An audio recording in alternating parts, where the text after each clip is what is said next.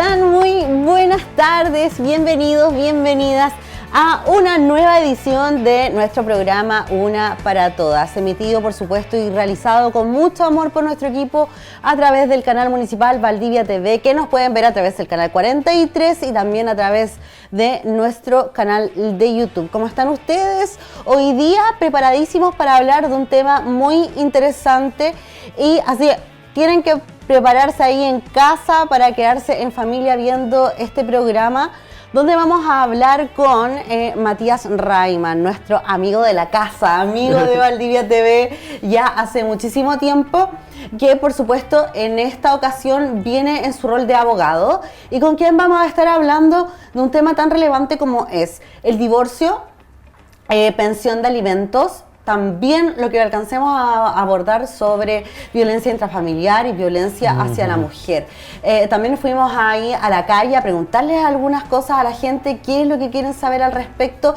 Así que también vamos a estar respondiendo algunas preguntas. Mati, ¿cómo estás? Muy buenas tardes. Súper bien, buenas tardes, Carlita. Hace tiempo que no teníamos por acá. Sí, cierto, pero sí, es como siempre en realidad, uno regresa y así muy en casa a toda la gente, así que agradecido nuevamente y contento también de que se abra el espacio para conversar de otros temas, no solo de los que hemos conversado hasta ahora, ya que estos temas también me ocupan. Yo principalmente hice mis estudios universitarios sobre violencia de género, estudios de género y cómo se relacionan también con la familia, que finalmente la familia es la estructura base de la sociedad, como que no tienen un rol menor.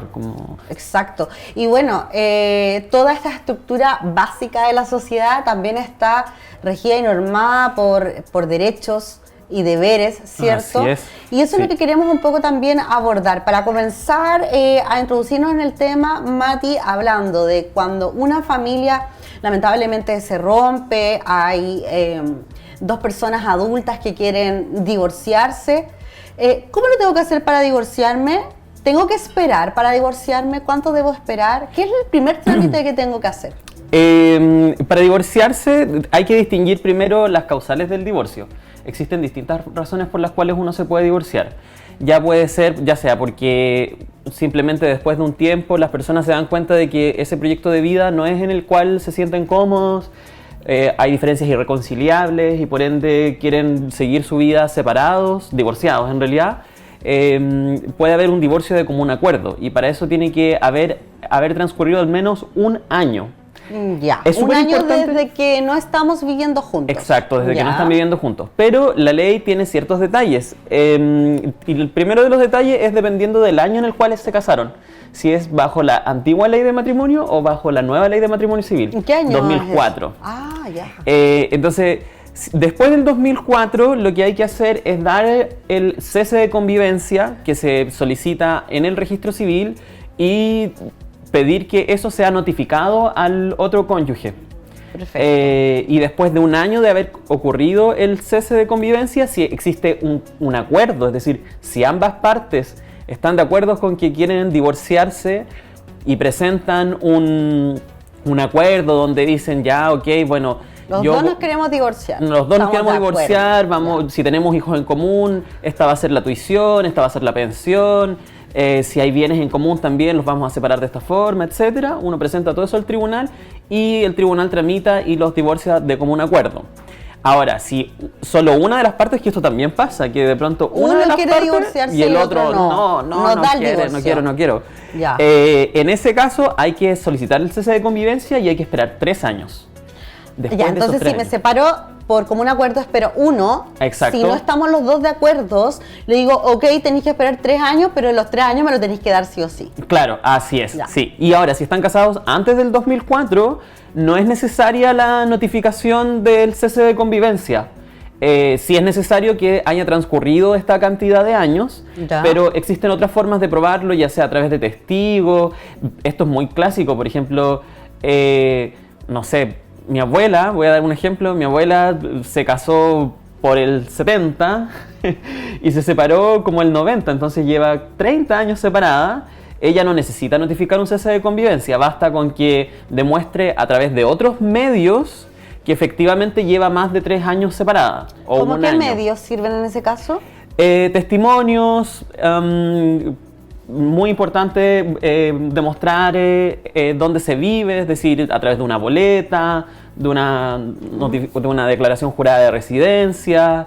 Pero los testimonios son los más importantes probablemente. Ok. Lo que yo conocí a esta persona tal año, bla, bla, bla, bla. Sí, también me pasó, pero uno que ya ha pasado por estas situaciones, oye, uno que ya ha andado en estas aguas, uno sabe las cosas que hay que hacer. Sí. Pero sí, pasa que tienes que tener testigos que digan sí, Ajá, efectivamente, así ellos es. no llevan viviendo un año juntos.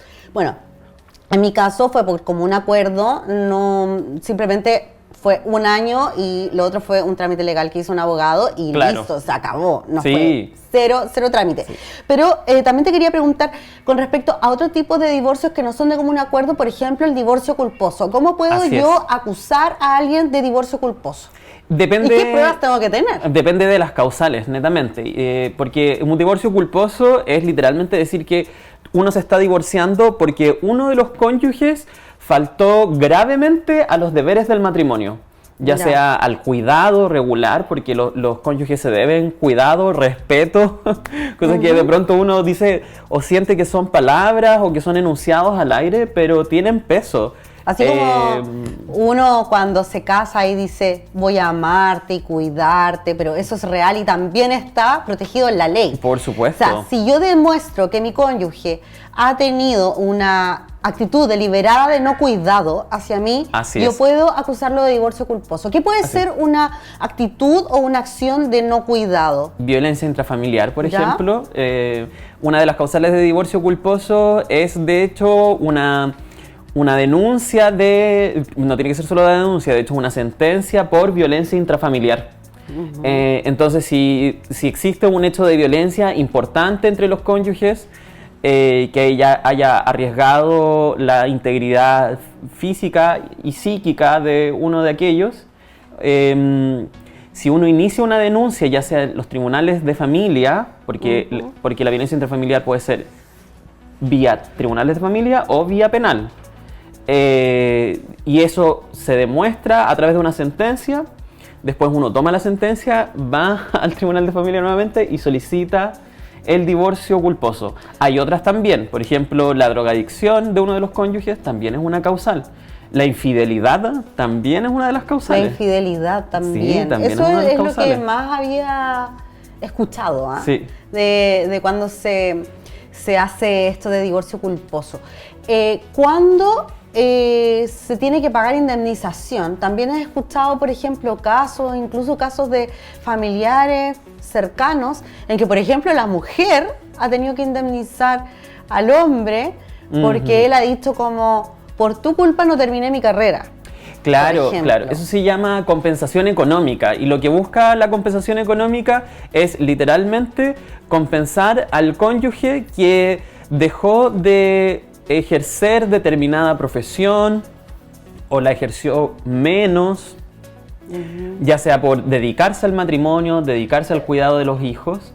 Entonces se deben a esas partes. Por ejemplo, bueno, la compensación siempre se ve, no es tan como al aire de decir, yo podría haber estudiado, podría haber estudiado tal cosa y haberme dedicado a...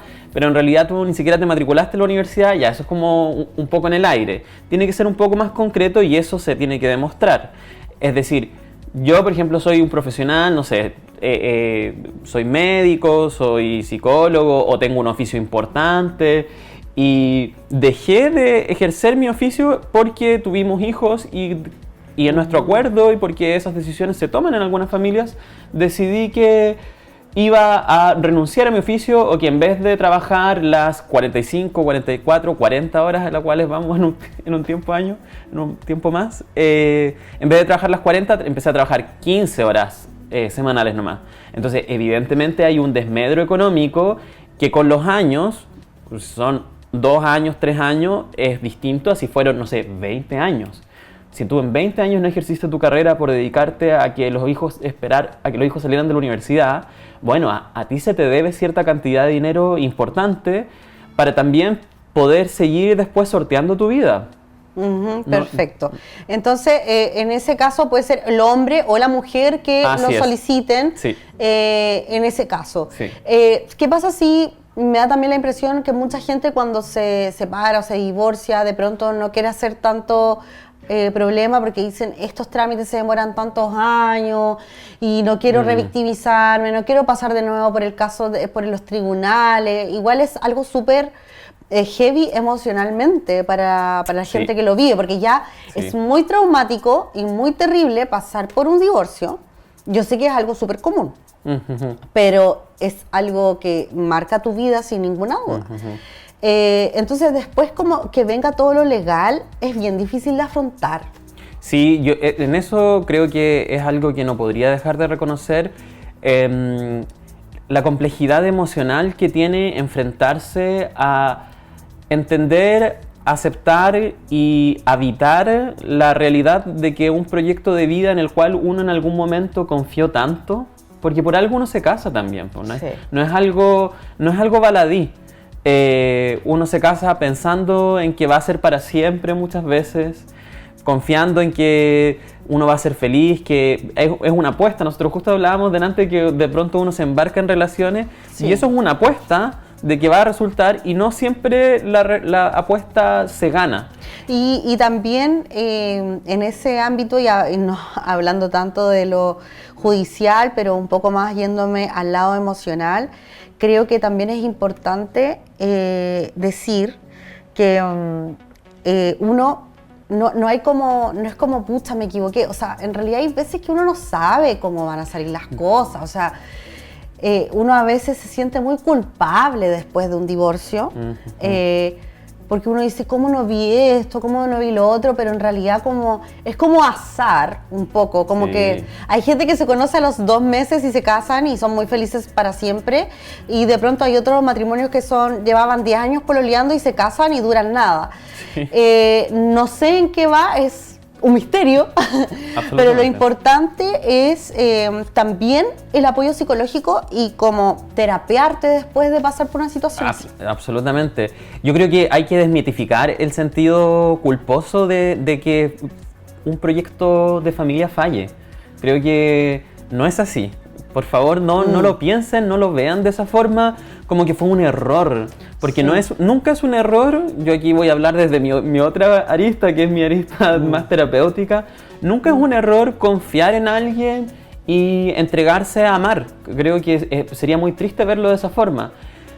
Y además verlo de esa forma es verlo como algo permanente, como si las personas no cambiaran.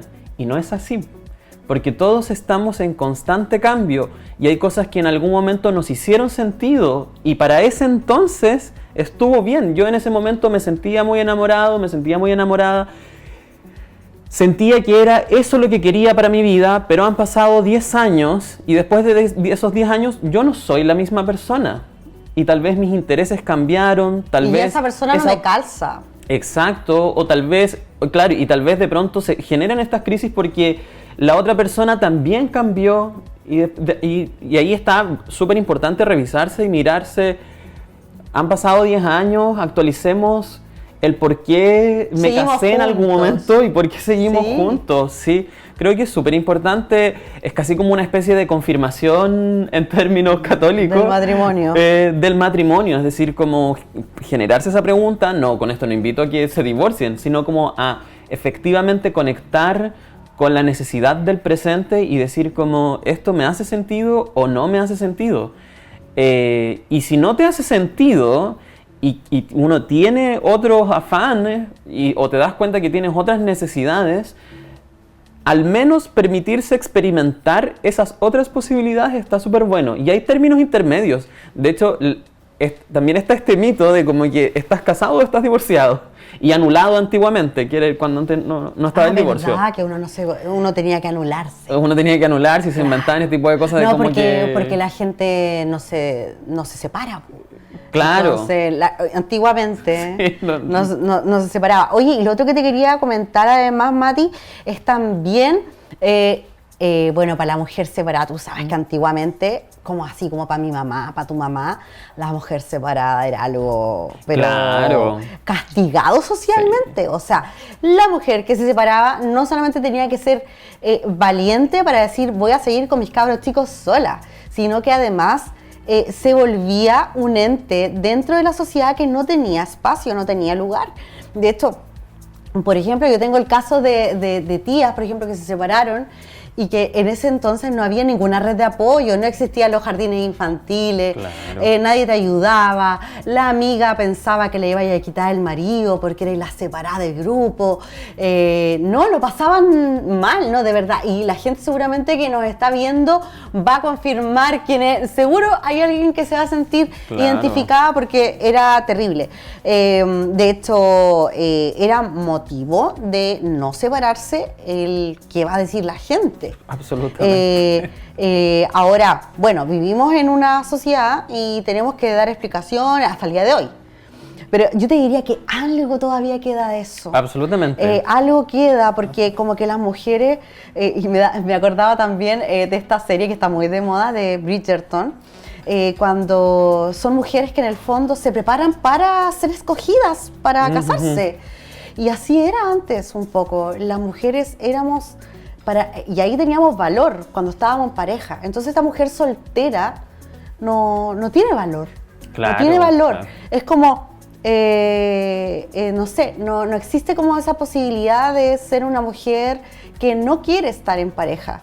Como que siento que, o sea, está la posibilidad y cada vez existen más personas que dicen, no, tú tienes que empoderarte y todo. Pero todavía estamos en una sociedad que tiene ese machismo súper heavy. Y que donde la mujer tiene valor solo en pareja y eso le asusta mucho a muchas sin saberlo, ¿ah? No es que hagan este análisis, me da susto, no. Pero, Claro. Pero en el fondo saben como, no, yo no quiero estar sola. Es que ¿Cierto? operan demasiados estereotipos de género. Bueno, es importante entender el concepto de género. Sí, a ver si nos podrías hablar un poquito de eso, que también el tema género y el tema violencia tiene mucho que ver en esto de la separación, divorcio. Claro, etcétera. por supuesto. Juega un rol súper importante. Hay ciertas categorías que son importantes que nosotros entendamos cuando se habla de género. Y una cosa, bueno, está el sexo biológico, que es el sexo con el que Nacemos. se asigna cuando uno nace. Mujer, hombre, personas intersexuales, que también es una realidad. Y de ahí está, entre otros, también la orientación sexual, la expresión de género, pero también está el género mismo, son las características, los espacios de intervención que se le asocian a determinadas personas por su sexo biológico. Es decir, una persona nace mujer, se le atribuyen ciertas características solo por ser mujer, que son de todo tipo y existen dentro de nosotros, que es como la mujer es débil, la mujer es... Necesita que la protejan, histérica, le gusta no cocinar, sé. Claro. también está más ligada al mundo privado, no público. Claro, la por mujer supuesto. está Desde el espacio privado. escondida un poco en el espacio de la casa, ese es tu lugar. A ciertos roles, a ciertos trabajos determinados y ya, yo entiendo que muchas personas pueden decir, bueno, pero yo me siento cómodo ejerciendo esto y está súper bien, pero también existe un gran espectro de personas que se escapan a eso. Hay mujeres muy fuertes, hay mujeres líderes, hay mujeres extremadamente inteligentes y el que las personas se representen esa idea es súper importante, como que cuando uno entiende que en realidad no existe un límite en base al sexo biológico y que uno tiene que dedicarse a conocer efectivamente a la persona y no a hacerse un prejuicio en base a la imagen, entonces uno se sienta a escuchar a ver qué tiene para decir. Bueno, si esta persona, independiente de su sexo biológico, te dice, oye, yo soy tal, hago esto, me gusta esto, bueno, eso es también. Como no tienes por qué uno atribuirle, decir, no, tú eres lo que yo creo que tú eres. Por ejemplo, te voy a dar ridículo. un ejemplo súper ridículo que me pasa siempre, y lo voy a decir, es ridículo, porque a mí no me gusta cocinar. Y a mí, no quiero decir el nombre, pero había personas que me decían como, cuando yo estaba casada, como, oye, ¿qué come tu marido, pobre hombre? ¿Cómo se alimenta? ¿Cómo no te gusta cocinar? ¿Qué pasa contigo? Hombres. Sí. Hombres que me hacían ese tipo de comentarios, como, bueno, ¿y qué come tu marido entonces? Si a ti no te gusta cocinar. Yo eso lo he escuchado Yo sí como, tantas veces. Compramos comida. Tantas veces. Y lo he escuchado tanto de hombres como de Y mujeres. las mujeres también. Sí, pero no le sí. gusta cocinar a esta niña. Sí. Ni cocina. Sí. En mi casa, mi papá era el que cocinaba y mi mamá no... No era buena para cocinar. Siempre súper cruzada con la cocina, de hecho, mi papá. Y una familia súper funcional en esos aspectos, al menos, y funcional en otros, hay que decirlo, pero... Como la mayoría, diría yo. Pero en eso, súper bien también. O sea, creciste en una familia donde el hombre ocupaba ciertos roles y ningún problema. Ese espacio femenino que es el Claro. de la cocina. A propósito de eso, te quería hablar un poco de otro tema. Yo no sé si tú manejas algunas cifras, pero de la cantidad de mujeres o de hogares en nuestro país que tienen violencia intrafamiliar. No ¿Y manejo cifras exactamente. ¿Y cuáles son los principales? Y me gustaría también, antes de que se me vaya la idea, ¿cuáles son los principales factores que llevan a perpetuar la violencia intrafamiliar? ¿Por qué de repente vemos a algunas mujeres, Matías, que son violentadas por su pareja, pero después las vemos de nuevo felices y uno dice como, ¡ay, pero cómo! No lo entiendo. ¿Qué es lo que pasa ahí un poco también tú en tu rol de abogado y terapeuta? ¿Qué pasa cuando una familia o una mujer entra en esta situación de violencia y por qué nos cuesta tanto entender? ¿Por qué le cuesta salir de ahí? Varios comentarios respecto, que a mí este tema me parece súper interesante y es importante abordarlo. Creo que es súper importante porque aquí operan todos los estereotipos de género y mitos que pueden haber. A cuántas veces uno no ha escuchado como no, pero es que a esta le gusta prácticamente que le peguen, ¿cachai? Como eso yo lo he escuchado muchas veces. Yo también lo he escuchado. Que es horrible, es horrible. Hay varias explicaciones. Primero que todo, como en términos de número, porque no tengo el número en este momento respecto a cuántas personas han reconocido que han ejercido o se les ha ejercido violencia intrafamiliar, pero sí tengo este número, que es como la cantidad de años que una persona, una mujer, se demora en denunciar hechos de violencia intrafamiliar. ¿Cuántos años? 7 años al menos.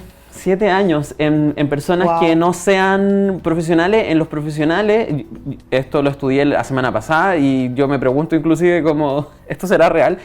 En las personas que son profesionales, 12 años. Es más. Teniendo en las personas un nivel educacional más alto. ¿Superior? Sí, al parecer, según este dato que veía, que es de un estudio de violencia de género y acoso sexual de la Corporación Administrativa del Poder Judicial. ¿Y eso a qué se puede deber? Hay varios sistemas o varias sistemas por los cuales se explica la violencia de género. Uno de esos sistemas es dice que hay distintas facetas. Una faceta de acumulación de tensión, es decir, como que hay cierta pasividad, agresividad, nos miramos feo, etcétera. Esa tensión se acumula hasta que llega a un pic donde explota, que se puede manifestar en violencia física, y después viene un periodo de luna de miel, claro. Y después como que te haces adicta a esa reconciliación, eso es lo que también he escuchado. Sí, que a nivel de neurológico nos afecta, como empezamos a hacernos adictos a esa situación violenta. Así es, porque la tensión y la violencia genera hormonas específicas que dominan el cuerpo. Esto es importante, no es algo de voluntad simplemente, es algo neurobiológico que está sucediendo dentro del cuerpo nuestro, que primero acumulamos tensión, estrés, dolor, y después viene este periodo de relajación con otro tipo de hormonas como la dopamina y la endorfina que nos hacen sentir súper bien. Les voy a dar este ejemplo que para mí es súper clarificador. Es como el frío y el calor. Cuando uno está acostumbrado al frío, ya en un punto uno ya no siente tanto frío, ¿cierto? Pero si uno pasa del frío y después sale un poco el sol y uno dice, ¡ay, qué calentito está! ¿cierto? Como en estos días de invierno sale el sol un poquito. Así como ahora. Y es como, oye, qué calorcito que hace. Y en realidad no es que haya tanto calor, es la diferencia. Es el pasar de un estado al otro el que a nosotros nos da la sensación de que el segundo estado es muy distinto del primero. Como comerse un chocolate después de tomarse un café amargo. Es la misma sensación. Entonces, de pasar del estrés que se genera, después pasar al momento de felicidad, esa felicidad se siente como la mayor felicidad del mundo, claro. Es como lo máximo. Un gran subidón. Y después quieres volver a sentir el subidón. Claro, o se vuelve, porque al final uno... ¿De qué peca, entre comillas? Esto creo que, de hecho, no, me arrepiento de haber ocupado esa palabra. Uno finalmente confía también, po. Porque existen comentarios, existen promesas, existen atisbos de que la persona entiende que esto no va a volver a suceder, esto es la última vez, yo también estoy enfermo. Y ahí es importante entender que la violencia de género, la violencia intrafamiliar también, es un problema cultural, no es un problema que radique solo en una de las personas. ¿Por qué cultural? Porque socialmente hablando, todos somos cómplices y sostenemos este sistema. Por ejemplo, con ese tipo de comentarios que se basan en los estereotipos de género, como que, no, pero es que si la mujer separada la van a pelar, van a hablar mal de ella, etc. Entonces, nosotros como sociedad también somos responsables y cómplices de que estamos ejerciendo presión sobre esas personas para que no se separen, porque si se separan, van a hablar mal de esa persona. En términos laborales, si no se le dan oportunidades laborales, ¿cómo se va a sustentar? También es una gran pregunta. Sí, y lo que me gustaría también, Madi, perdón que pasemos a otro tema, ¿sí? Es, o sea, en el mismo sentido, ¿cómo podríamos identificar que estamos siendo víctimas de violencia? Todo comienza, ¿cierto?, con cosas muy sutiles. Entonces me gustaría que pudiéramos hablar un poco de eso y que sobre todo comienza ya en el pololeo. Pero de esto vamos a hablar a la vuelta de esta pausa.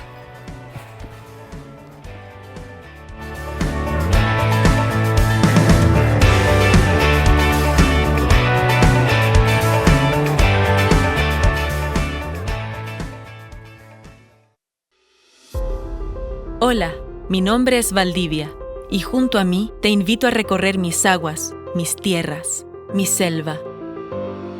La selva valdiviana es uno de mis principales encantos. Miles de personas recorren mis zonas buscando la magia dentro de mí, adentrándose en la niebla, recorriendo mis humedales, que hacen única mi naturaleza, buscando historias que son contadas entre las cortezas de mis árboles, ubicados en cerros milenarios que protegen mi exuberante biodiversidad. Caminando entre jardines aromatizados por sus flores, senderos verdes, cuidados desde las alturas por los grandes coigües y olivillos. Viviendo mi historia, mis fortalezas, legados ancestrales que protegieron mis aguas, mis bosques y mis tierras. Como hoy se protegen mi flora y fauna única en su especie, y rodeado de helechos, un mundo lleno de vida nace, crece, vive. Desde curiosos anfibios a aves que visten de blanco y negro. Te invito a conocerme, a mi verde magia y a mis senderos naturales escondidos. Ven y descubre. Valdivia, la buena vida. Invita Ilustre Municipalidad de Valdivia. Dicen que los jóvenes solo piensan en ellos. Son egoístas, que les falta carácter, no tienen perseverancia, que son superficiales, se preocupan demasiado de su apariencia, que nada les importa, son indiferentes, fríos. Dicen que los jóvenes de hoy no son como los de antes. ¿Saben qué? Tienen razón, somos diferentes. Súmate y sé parte del voluntariado que te cambiará la vida. Techo, juntos construyamos un Chile más justo. ¿Qué es para usted o qué significa para ustedes el río aquí en la ciudad? ¿Qué es para usted la costanera tan bonita y que se vea reflejado en un río tan hermoso que creo que nos caracteriza como ciudad? Yo creo que es la esencia de la ciudad. No hay ciudad más bonita que tenga un río y una costanera tan espectacular para aprovecharla no solo para actividades realmente culturales, sino para hacer deporte, trotar junto al río, ya sea de día, de noche, con lluvia. Creo que la ciudad no tendría el deporte que tiene si no estuviese el río. Creo que el río acá en Valdivia es el corazón de la ciudad. Todos los valdivianos obviamente nos sentimos identificados. Muchas veces, muchos días, muchas horas corriendo por ahí, viendo siempre a la regata o a los remeros pasar. Son compañeros no de deporte, pero sí somos colegas respecto a lo que lo hacemos de forma profesional. Así que creo que es muy importante cuidarlo y también todo lo que rodea obviamente al río. Yo tuve la suerte por el fútbol salir a varios lados, pero ver esto es muy difícil. La verdad que uno lo aprovechaba también cuando hacía deporte, también salíamos a correr por la parte física, entonces siempre fue lo más maravilloso que hubo aquí en Valdivia. Queremos invitarte a cuidar a los futuros campeones y campeonas que entrenan día a día en Valdivia. Igual que nosotros, los jóvenes remeros y deportistas entrenan en el río o en nuestra costanera, dejándolo todo para seguir entregando títulos a Chile y a Valdivia. Lamentablemente, hay personas que no quieren a nuestro deporte y hemos tenido ataques a remeros o embarcaciones en nuestro río. Sabemos que la gente de Valdivia respeta a sus deportistas y ama estos hermosos ríos. Por eso te invitamos a sumarte a la convivencia fluvial, Donde cabemos todos y todas. Cuidemos el río, cuidemos el deporte y cuidemos Valdivia.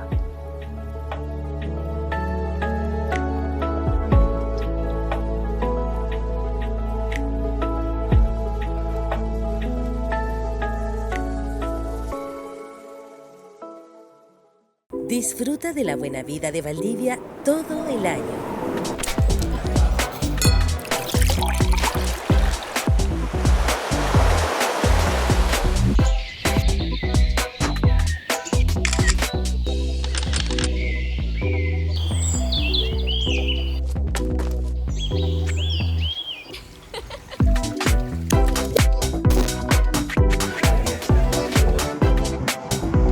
Valdivia, la buena vida.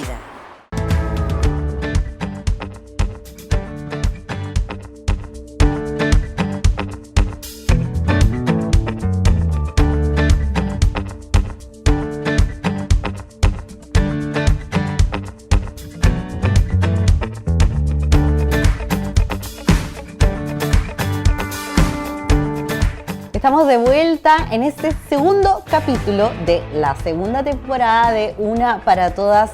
En esta jornada que estamos hablando, ¿cierto?, sobre divorcio, sobre separación, sobre violencia de género y todo aquello con Matías Reimann, quien es terapeuta y también es abogado y que hoy nos visita en su rol de jurista, ¿cierto?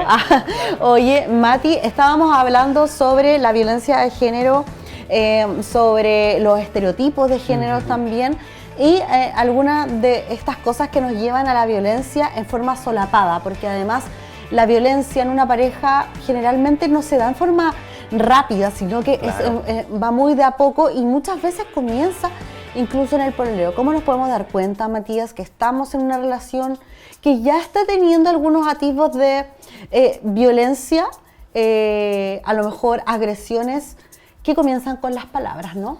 Yo creo que es súper importante hacernos conscientes todos de que efectivamente es algo evolutivo y que no es necesario, o sea, la parte de la violencia física es súper avanzada en términos de violencia. O sea, ya antes eso es como la última parte, antes de eso ya pasaron muchas cosas. Pasaron muchas cosas. Y eso es lo que me gustaría que hablemos con la gente porque para que lo puedan identificar y muchas veces nos cuesta decir como realmente yo estoy viviendo eso. Sí, absolutamente, qué importante. Que era por lo que también le comentaba a Carla que a mí quería que conversáramos sobre esto hoy día, porque creo que es una invitación a hacerse la pregunta de si uno efectivamente está viviendo violencia en el pololeo, en la familia, en la estructura que uno tenga o no, porque muchas veces es doloroso aceptarlo y pienso en dos cosas. La primera cosa que pienso es los comportamientos que son los primeros tipos de comportamientos de control o de violencia. Los celos, el control, el control sobre qué es lo que uno hace con el tiempo, o dar explicaciones, que te exijan explicaciones de qué uno hace con el tiempo o por qué te juntas con determinadas personas. Eso ahí comienza. Y también cuando te empiezan a alejar de la familia, de los Sí, amigos, porque sí. también generalmente esta persona que ejerce la violencia te aleja de tu red de apoyo. Absolutamente. Esa es una de las características, y es una de las características respondiendo y conectando con la pregunta que tenías antes de por qué sucede o por qué se dan estos cambios de que hay violencia, después uno continúa, etc. Porque una de las características es que una persona violenta, no todos, pero algunas personas violentas aíslan a la víctima del resto de la sociedad y del núcleo y de los amigos. Entonces, nuevamente, dos pensamientos.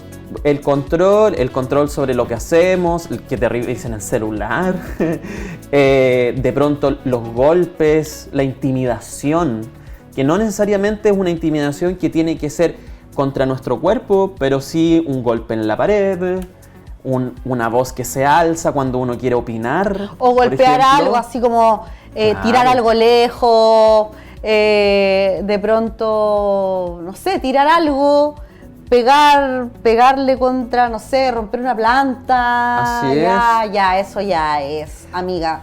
O a veces comentarios muy sutiles, por ejemplo, como, pero ¿y qué vas a hacer tú sin mí? ¿Quién serías tú sin? ¿Quién serías tú? ¿Cómo vas a vivir? ¿Cómo vas a vivir tú? Y eso, estereotipos de género, porque como la mujer no se puede sustentar en teoría, entonces como, pero si yo te mantengo, yo trabajo y tienes 3 hijos y yo te dejo, ¿y tú qué vas a hacer? ¿Cómo vas a vivir? Oye, eso en mi familia, en la familia de mujeres, no sabes cuánto lo he escuchado del hombre diciéndole: tú sin mí, ¿qué haces? Tú sin mí no puedes comer. Porque existe como esta dependencia económica, sobre todo antes, en el caso de nuestra mamá, nuestras abuelas sobre todo. A lo mejor todavía existe gente que le pasa mucho menos. Claro. Pero antes era brutal. Era así, o sea, y tú tienes que quedarte aquí. Por eso también explicaba que es un problema cultural, porque antes, esto estaba mucho más marcado, había menos oportunidades laborales para las mujeres también. Entonces, cuando se le niega una oportunidad laboral a una mujer porque está en periodo fértil, que estas cosas pasan, así como tiene 29 años, está recién casada, no la vamos a contratar porque puede quedar embarazada y esto es muy terrible porque... Sí. De hecho, a propósito, Mati, ahora está prohibido por ley de que a una mujer en la entrevista de trabajo te pregunten cuál es tu idea de desarrollo familiar o cuántos hijos esperas tener. Eso es algo que ya, chicas, no se lo pueden preguntar. El año pasado salió una ley, me parece, pero eso ya no se puede. Y eso es algo que nos preguntaban, y a mí me lo preguntaron muchas veces cuando salí de la universidad, porque no les interesa que tú vayas a tener hijos. Claro. Muy cultural. Muy cultural. Yo quiero llamar la atención o dar un ejemplo que a mí me parece súper interesante en términos de por qué hay mucha mitificación respecto a todo esto de lo que estamos hablando y cómo en realidad esa forma de control económico, porque el control económico es una forma de violencia de género, como te cortan una mesada, te tienen una mesada y te la cortan si te portas mal. Ya. Yo hace un par de años trabajé con una mujer en una cocina, yo trabajé harto tiempo en servicio de restaurantes. ¿Ya? Y esta mujer, nosotros nos sentábamos a conversar a la hora de almuerzo, ya separada harto tiempo, y me contaba su historia de vida y me contaba que le costó mucho porque el hombre era un hombre que ejercía mucha violencia, era alcohólico, llegaba borracho y cuando llegaba borracho a la casa se pegaba el show de la vida, le pegaba a ella, le pegaba a la hija. Esto que no es tan ajeno a una realidad, a la realidad en la cual todavía vivimos y que viven muchas personas. Y el hombre, siempre que ella le decía que se iban a separar, el hombre le decía: esto mismo, pues, como, ¿pero qué vas a hacer tú sin mí? ¿Dónde vas a vivir? Etcétera, etcétera, etcétera. Y ella, que también trabajaba, no era que estuviera solo en la casa, pero ella trabajaba, no tenía un trabajo estable, sino que se dedicaba, de pronto planchaba, de pronto vendía unas empanaditas, como trabajos muy esporádicos. Como las mamás lo hacían antes, Así desde la es. casa. Y un día ella, y por esto se separó, y por eso quiero contarles la historia hoy día, que a mí me conmueve mucho. Ella se separa porque un día, después de también un episodio de violencia importante, y pensando sobre esto que le decía el hombre de que qué va a hacer ella sin él, etcétera, ella se sentó en su living y empezó a observar todo lo que había en la casa y se dio cuenta que el refrigerador lo había comprado ella, que la estufa a gas la había comprado ella, que los sillones la había comprado ella, porque el loco en realidad se gastaba toda la plata en copete. Y ahí se dio cuenta de que en realidad nunca dependió de él. Nunca necesitó de él. Nunca lo necesitó, porque todo lo que tenía lo había logrado ella para su hija y para ella misma. Es decir, que era una fantasía que dependía económicamente de él, pero él le hacía creer eso. Y durante años aguantó violencia intrafamiliar porque la tenía convencida de que era así. Solo porque no tenía un trabajo formal. Entonces, darnos cuenta de eso, preguntarnos como oportunidades hay. Y esto es importante que seamos conscientes, porque yo adelante hablaba y decía, no es necesario ir del 0 al 100, no es necesario decir un día estoy casado y al día siguiente estoy divorciado. Hay puntos intermedios. Oye, pero estaba, pensando en la historia que contaste y qué importante ese punto donde la mujer se sintió valiosa y se dio cuenta sin que nadie se lo diga y ella se dio cuenta, yo valgo, todo esto que hay aquí lo he hecho yo y no voy a dejar que me coarten en el fondo y no dependo de él. Pero para llegar a ese punto cuesta mucho. Años. A ella le tomó años de años. Pero qué bonita historia. Sí, me conmueve mucho también porque es la historia de muchas mujeres chilenas. Sí, absolutamente. Y hay cosas que se pueden hacer, no aislarse de la familia, no aislarse de las amigas, contar, hablar es importante, cuestionarse es importante, buscar ayuda, no necesariamente buscar un abogado para divorciarse, pero ir al CERNAMEC, pedir ayuda psicológica. Hay pequeños pasos que se pueden dar antes en los cuales uno comienza a por lo menos vislumbrar haces de luz entre medio de la oscuridad. Ajá, Mati, a propósito de este mismo tema, nosotros quisimos salir a la calle y preguntarle a la gente qué dudas tenían con respecto a todo esto. Estuvimos hablando con gente que nos contó situaciones muy dramáticas y que también quisieron hacerte algunas preguntas a ti. Así que vamos a escucharla. Adelante.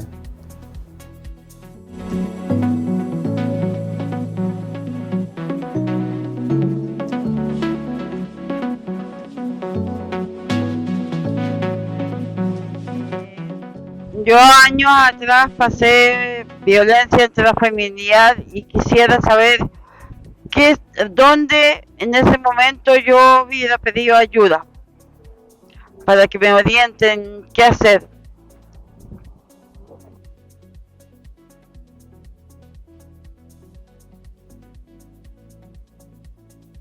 Hola, mi nombre es Cecilia y mi pregunta sería para el abogado con respecto a cuando una mujer tiene violencia intrafamiliar y necesita vender la herencia de sus padres, ¿por qué el hombre se le tiene que entregar el derecho o pedirle la autorización para vender la casa?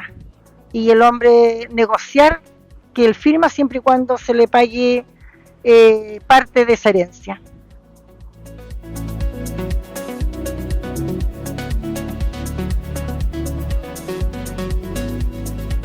Ahí estaban las preguntas ciudadanas que quisieron hacerte a ti, Matías, hoy día. Como ya veías en la primera, hablamos con una persona que también nos conmovió mucho su historia y ella dijo, a mí me hubiese gustado que cuando yo viví violencia intrafamiliar hubiese sabido dónde acudir. Alguien me hubiese dicho dónde tenía que encontrar ayuda. La segunda persona hablaba sobre materia judicial que tiene que ver específicamente con la herencia. Si una persona está casada con otra y una de ellas tiene herencia, ¿por qué tiene que pedir la firma o autorización al otro cuando esa herencia es de uno?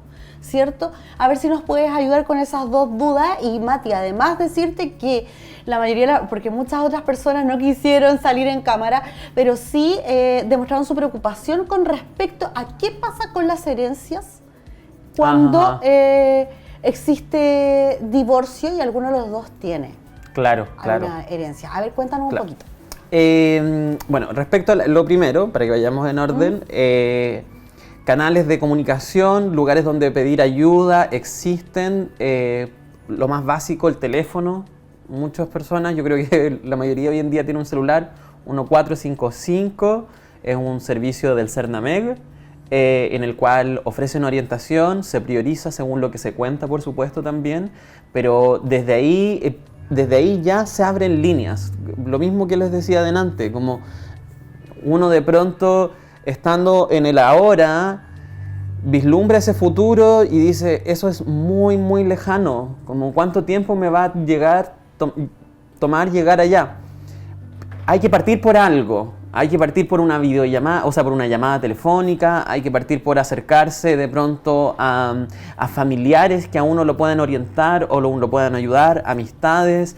El Cernameg, oficinas, la OIRS del Cernameg también siempre puede dar consejos respecto a acoso, respecto a divorcio, pensiones. Es súper importante, yo creo que por el tiempo no vamos a profundizar en el tema de pensiones, pero... lo podemos abordar en otro programa. Feliz, siempre feliz, pero si la economía es lo más importante y el hombre es el que tiene grandes ingresos, bueno, que se pida una pensión que no necesariamente es para los hijos, también puede ser una pensión en todo el tiempo que se está separado, porque no solo está el divorcio, también está la separación judicial. También es un punto intermedio. ¿Cómo eso, Mati? Que se establece que nosotros que somos cónyuges no nos vamos a divorciar, porque todavía no queremos divorciarnos, todavía creemos en este proyecto, pero necesitamos darnos un tiempo para pensar, necesitamos darnos un tiempo para que alguno de los dos asista a rehabilitación o terapia psicológica, no sé, el contexto que sea o las razones que sean, por hijos muchas veces, por los cuales uno no se quiere divorciar, uno puede solicitar una separación de común acuerdo o una separación judicial. Y la separación judicial se regula el cuidado regular de los niños si es que hay, y se regula una pensión también, es decir que se tiene que pagar porque por mucho que estemos separados, el deber de cuidado todavía sigue existiendo, que es uno de los deberes del matrimonio. Entonces, ¿cuál es el, y esto también es uno de los mitos, cuál es el, bajo qué o hasta qué porcentaje se puede llegar a pedir que te paguen? Porque muchas veces no hay ingresos formales, entonces, no, pero es que mi esposo en realidad le pagan por detrás y bla, bla. Existe mucha libertad.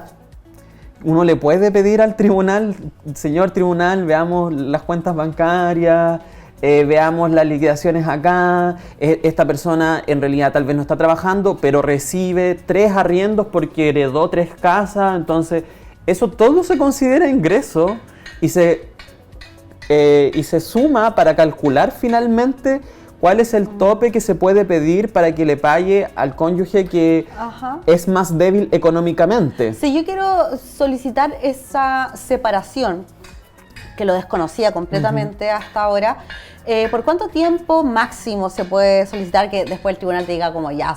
No hay límite. No hay límite. Uno puede morirse separado y no hay ningún límite. De hecho, después uno puede reanudar la vida en común y dejar inválida la separación. Ya, perfecto. ¿Y tienen que estar los dos de acuerdo para la separación o solamente uno puede solicitarla? Se puede solicitar de común acuerdo, y en cuyo caso, de hecho, se puede hacer de forma extrajudicial y de ahí reconocerlo judicialmente.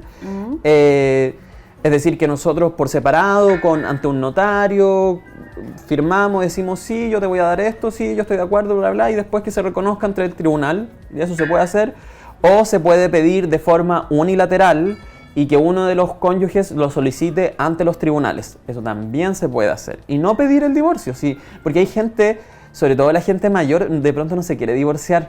Porque, por esto mismo, porque está esta idea de como del matrimonio es para siempre, etcétera. Entonces, soluciones intermedias, que era los que les comentaba. Prueben un tiempo si necesitan explorar, aunque sea, posibilidades. ¿Y qué pasa, por ejemplo, en el caso de un matrimonio mayor, que la persona, generalmente la mujer, se haya quedado en la casa y sea económicamente dependiente del hombre? ¿Puede pedir una pensión para ella? Absolutamente, sí, sí. Puede pedir una pensión, que es el deber de cuidado, sí, sí. Y esa pensión, de hecho, puede ser una pensión, puede ser un usufructo, es decir, como no solo te voy a pagar cierta cantidad, sino que además te voy a dejar vivir en esta casa, y lo importante de esto es que no es solo un acuerdo, es un deber. Entonces, porque cuando queda como un acuerdo de palabra, también hay cierto nivel de poder, porque finalmente, y si nos peleamos el día de mañana, ¿qué pasa? ¿Me va a echar de la casa de un momento a otro? ¿Me va a quitar la pensión de un momento a otro?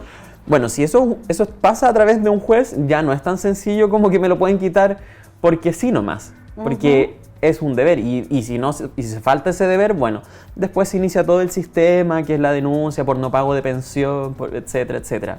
Si se constituye un usufructo, eso queda de hecho en el conservador de bienes raíces, así que tiene mucho más validez, tiene peso en términos legales. Perfecto. Oye, y por último te quería preguntar,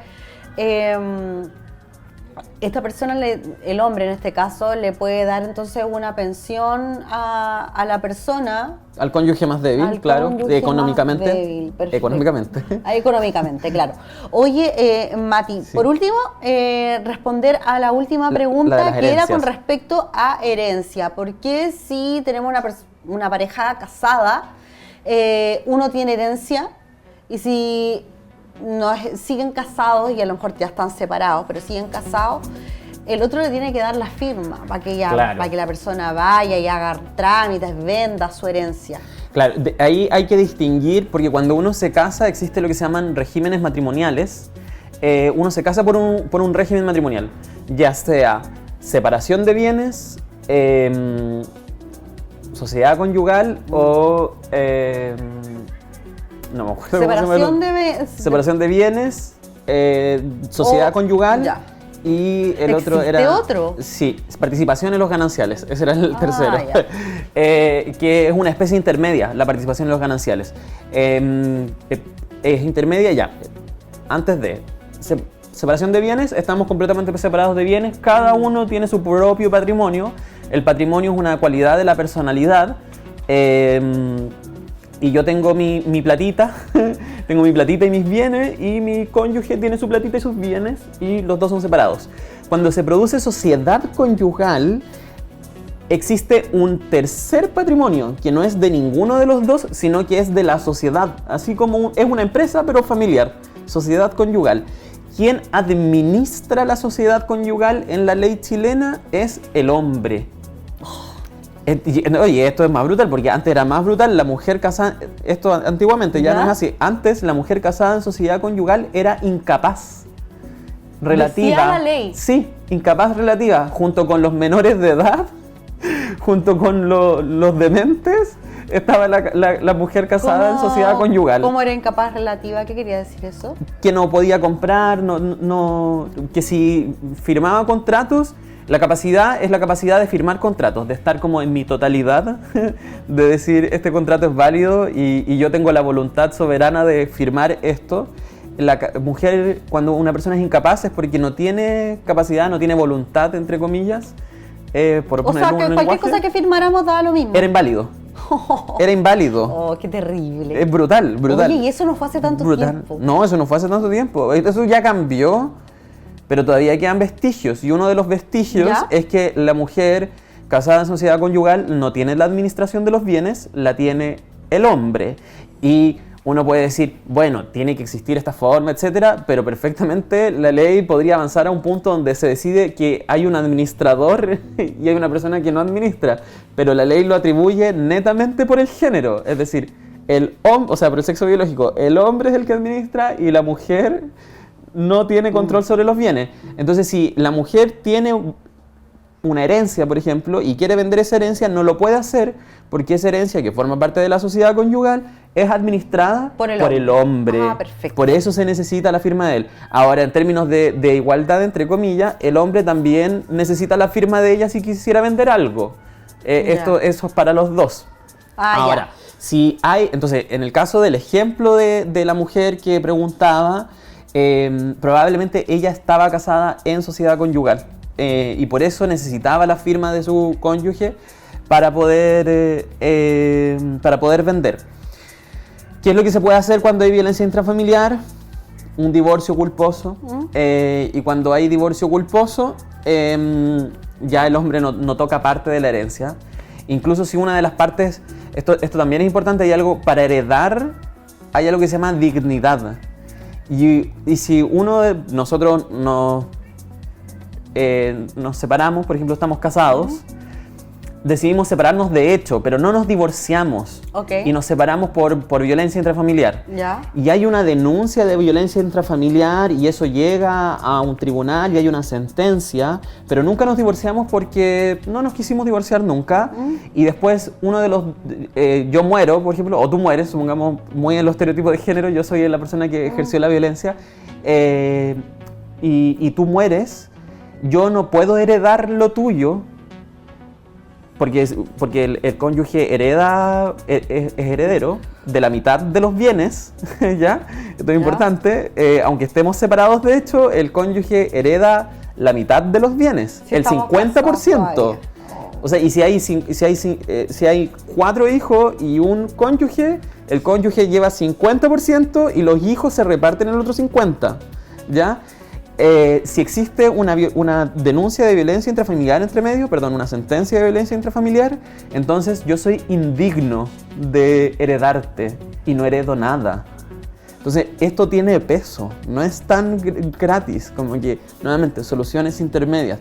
Nos separamos, no nos queremos divorciar, pero de pronto hacer la denuncia, avanzar con ello, es importante porque va a garantizar que finalmente, si yo no quiero, esto también es una cuestión que esa persona herede. Que esa persona herede y que mis hijos se queden finalmente con la herencia, entonces hay que pasar por todo ese proceso. Perfecto. Que es difícil, pero uno no está solo, uno no está sola. Hay apoyo psicológico, hay asistentes sociales, se activan redes y uno mismo se va sintiendo de otra forma cuando se enfrenta a este tipo de hechos. Entonces no es lo mismo afrontarse y vislumbrar todo ese camino solo versus darse cuenta que en el camino uno se va encontrando con personas que te pueden apoyar, con redes, con grupos de mujeres que también han pasado por lo mismo. Eso sí que ayuda mucho, conversar con otras personas que han pasado por lo mismo que tú. Sí, absolutamente. Y existen grupos de mujeres y que finalmente se conocen una vez que deciden hablar su verdad, deciden salir y contar y decir yo pasé por esto y tal vez todavía no se separan. Esto pasa, por ejemplo, he conocido mujeres así que no están separadas, no están divorciadas, pero tienen un club de tejedoras y se juntan a tejer y cuando tejen cuentan sus problemas, se apoyan mutuamente, no, yo fui aquí, yo hice esto, etcétera. Y de ahí se empiezan a abrir puertas y una puerta abre 2 puertas más y así han pasado 3 años y uno ya no estaba en el lugar que estaba antes. Mati, sobre todo, importante nunca quedarse callada. Eso es lo más importante, callado, es el primer también paso. Hay hombres que lo viven, la violencia intrafamiliar también muchas veces es para los hombres, así que importante siempre conversarlo. Mati, por último, me gustaría que nos puedas dejar tu Instagram, tu número, si alguien necesita tu asesoría como abogado. Sí, por supuesto. Mi número telefónico es más 569, por supuesto, como comparten todos los números acá, más 569 89 33 88 52. Si necesitan alguna duda me pueden preguntar.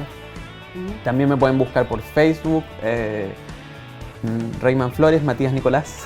Y en Instagram. Y en Instagram como Hierofante, aunque hay de todo. No solo mi trabajo de abogado, también mi trabajo de escritor y de terapeuta. Wow. Pero para cualquiera de las...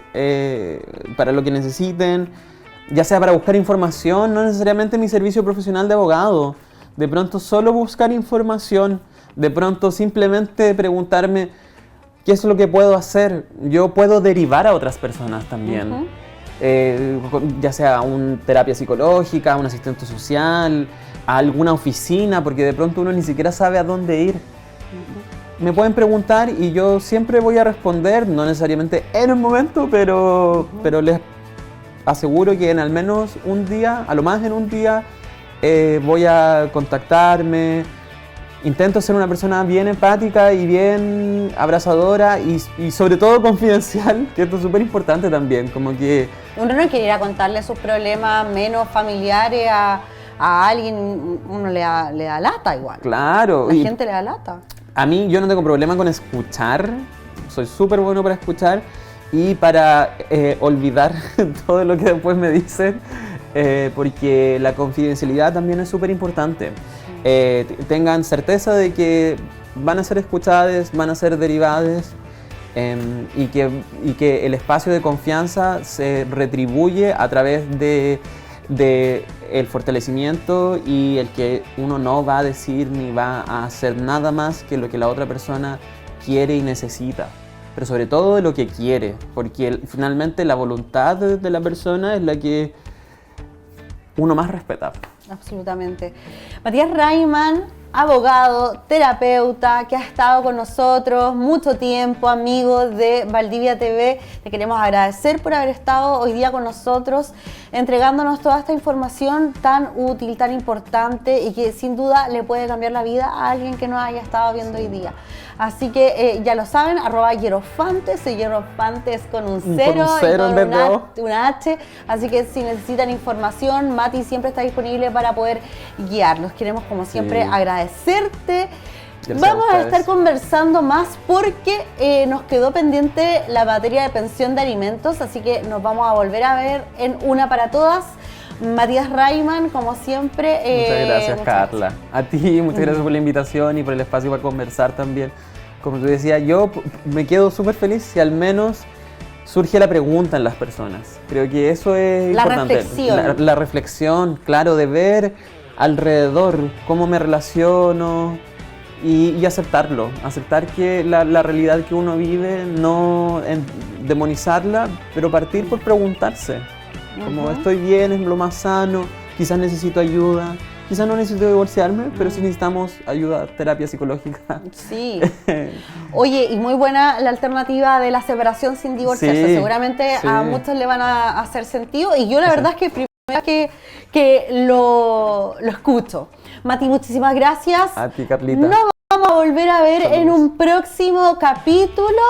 La próxima semana, Mati, te cuento que vamos a estar hablando sobre duelo.